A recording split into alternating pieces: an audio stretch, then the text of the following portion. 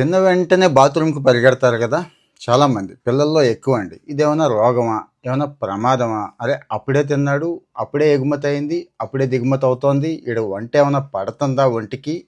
తిన్నదంతా ఈ రకంగా వేస్ట్ చేసేస్తున్నాడా అని. చిన్నప్పుడు మా అమ్మ గూడా వెటకారంగా అదే అంటూ ఉండేది. ఇంతలోనే ఎగుమతి, దిగుమత కాస్త ఆపుకోలేవా అని చెప్పి. చిన్నపిల్లల్లో కాస్త ఎక్కువ ఉంటుందండి. ఈ మధ్య పెద్దవాళ్ళల్లో కూడా ఈ సమస్య ఎక్కువైపోతుంది. కొన్ని విషయాలు డిస్కస్ చేసుకోవడానికి అసలు సిగ్గుపడకూడదు.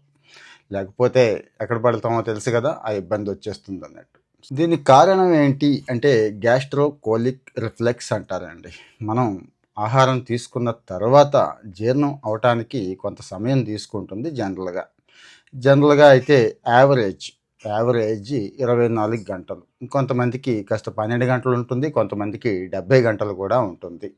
సో, దీనివల్ల ఇప్పటికిప్పుడు వచ్చిన ప్రమాదం లేదు కానీ, ఈ డయేరియా గానీ ఇలాంటి లక్షణాలుండి రెగ్యులర్‌గా ఇదే పనిలో ఉంటే మాత్రం కాస్త ప్రమాదమే.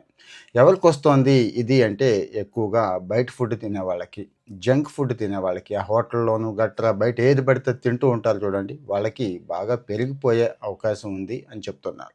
Food allergy, irritable bowel syndrome అంటారండి. అలాగే మలబద్ధకం, డయేరియా ఈ లక్షణాలు ఉన్నవాళ్ళు తిన్నంటనే బాత్రూమ్‌కి పరిగెడుతూ ఉంటారు. సో, ఈ లక్షణాల నుంచి ముందైతే బయటపడాలి. ఈ సమస్య నుంచి ఎలా బయటపడాలి అంటే ఏం లేదండి. ప్రాసెస్డ్ ఫుడ్సు, బయట ఫుడ్సు, జంక్ ఫుడ్స్‌ని కాస్త ఆపేసి మంచి రిచ్ ఫైబర్ ఉన్నవి అంటే మల్టీగ్రెయిన్స్ దగ్గర నుంచి, నట్స్ దగ్గర నుంచి, కూరగాయల దగ్గర నుంచి బాగా తీసుకోండి అంటున్నారు.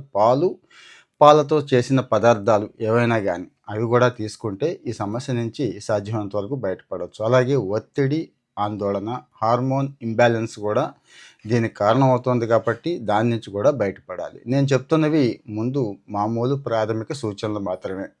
అంటే దీంతో ఆగిపోవద్దు. ఈ సమస్య ఇలాగే కంటిన్యూ అయితే ఎక్కువగా ఉంటే మాత్రం వెంటనే డాక్టర్ని అయితే కన్సల్ట్ చేయండి. ఈ సమస్య నుంచి బయటకైతే వచ్చేయండి. లేకపోతే తెలుసు కదా ఏం జరుగుతుందో. Take care.